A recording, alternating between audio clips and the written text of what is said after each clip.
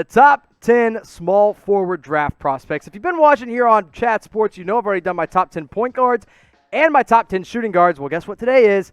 Top 10 small forwards. We're going to go from 10 all the way down to number 1. You guys can do it all with me right here on Chat Sports. If you haven't subscribed already, make sure you do, because before I get into my top 10 list, I want to make sure you don't miss a single thing from me here at Chat Sports, because guess what? We got live Q&A every single Friday. We also have the best draft coverage on the entire internet, so don't miss any of it. The draft is November 18th. We'll be live for all 60 picks. Make sure you join us that night and subscribe before so that you don't miss a single draft video leading up to the 2020 NBA draft. Find out who goes number 1. Also, find out who goes number 60. We'll have all the breakdowns available for you here on Chat Sports. My 10th ranked small forward in this year's draft is Jordan NWORA out of Louisville. The guy is a good floor spacer. He's got pretty deep range, like NBA ready range right now, but a couple problems I have with him.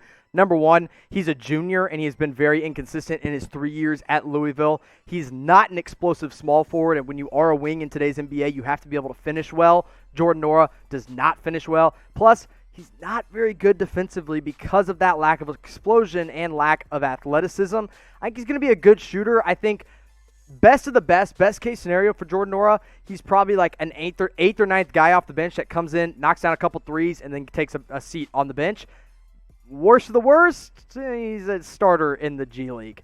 Let's go to number 9, Elijah Hughes out of Syracuse. This is a guy that I've actually kind of grown a little bit more in favor of in this year's draft. He's a really good catch-and-shoot guy. He finishes very well in transition, which is awesome in today's NBA when you can space and pace. That's what he likes to do at Syracuse. Now, the only problem I have with him is that he played at Syracuse, and Jim Boeheim only runs zone on defense. So we have no idea how this guy is as an isolation defender, and that makes him a bit of a question mark on the defensive end. But offensively, even though he's an older prospect as a junior, I still think this guy bodes his draft prospects as a catch-and-shoot guy bodes well for the NBA. Let's go to my 8th ranked guy, Leandro Bolmaro out of Argentina. He handles the ball really, really well, and he creates pretty well as well while he was in Argentina and playing professionally at FC Barcelona. Now, another thing I really like about this kid, he's a very good defender. The only problem I do have, he's not a good shooter. So he probably needs a couple years to develop, but when you take him out of playing professionally already, he'll translate pretty well to the NBA. One guy that's continuing to climb my draft boards is Tyler Bey out of Colorado. The thing with Tyler Bey is that as a forward, he is an elite defensive prospect, and that makes him super, super special right now. Problem offensively is that he doesn't know how to create very well, but he can finish really well around the rim. Can't shoot. Didn't take a whole lot in his time at Colorado, but when he gets to the rim, he finishes super well. This past year, at his time at Colorado, he averaged 14 points per game and pulled down 9 rebounds. He also blocked a lot of shots, proved to be a pretty solid rim protector at 1.2 blocked shots per game. Field goal percentage solid at 53% because, in all honesty, he wasn't taking a lot of shots outside of the painted area, which is good for him. But when you're a guy that can play the small forward or the power forward position, you're going to translate well to the NBA and be a very solid defender and a very solid team guy in wherever he gets drafted. Now, I want you guys to tell me 2 things on this question. My question is, who is the best NBA player that ever played at your favorite college? So you got to do 2 things. Number 1, you got to name the player. And then number 2, you got to tell me the college as well. We were discussing this before. Of course, producer Dylan and me, both Oklahoma State grads. Probably going to go with Marcus Smart. Maybe Tony Allen. I want to say Big Country Reeves, but he didn't have a long enough career. So let me know from you guys in the comment section below the best NBA player that played at your favorite college. Let's go to my number 6 small forward prospect here, Jaden McDaniels out of Washington.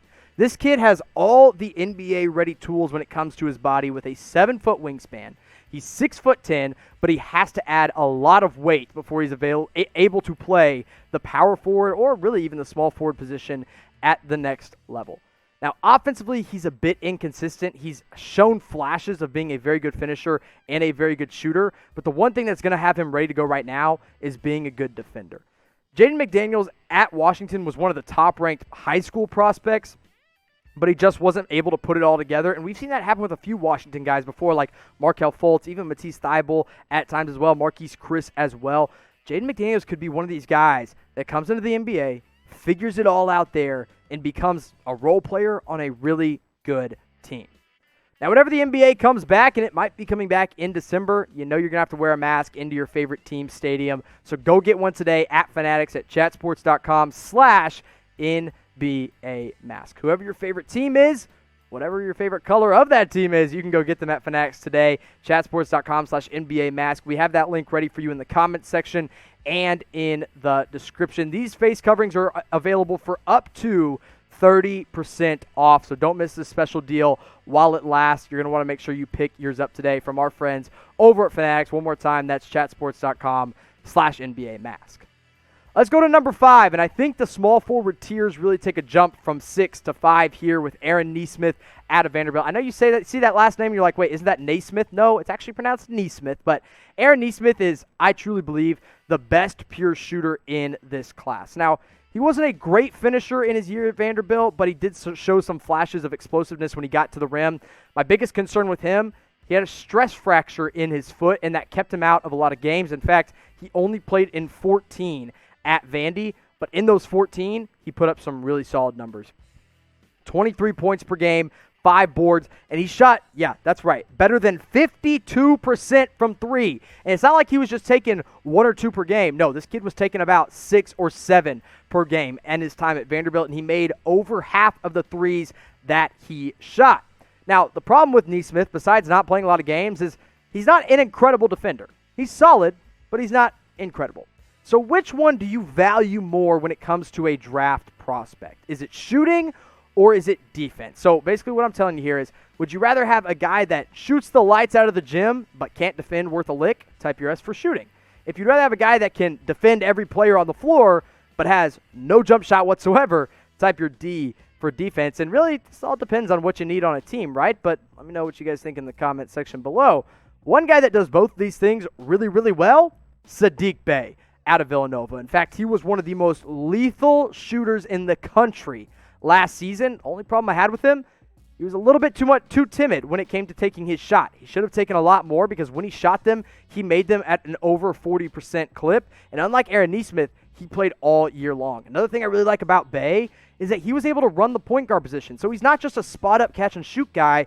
He can create for himself around the rim and coming off of screens as well.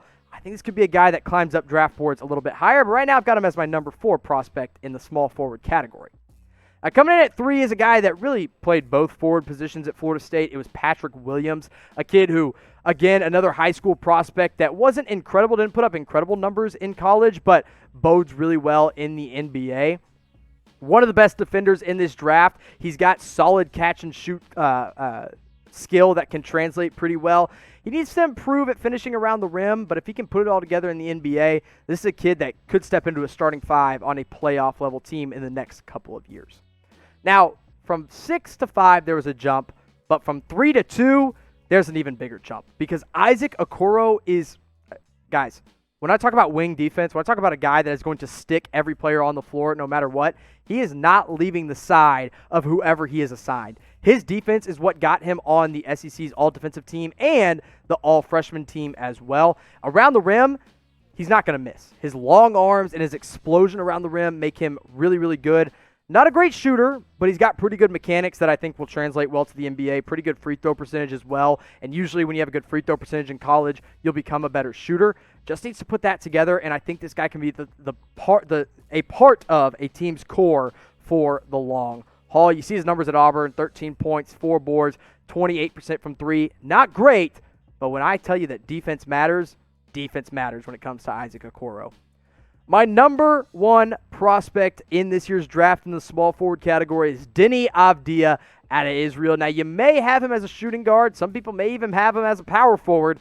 That's what makes him such a good small forward. He can play either position, and he has the playmaking skills of a guard. A lot of people want to be like, oh, is this the next Luka Doncic, where he's built like a forward but he plays like a guard?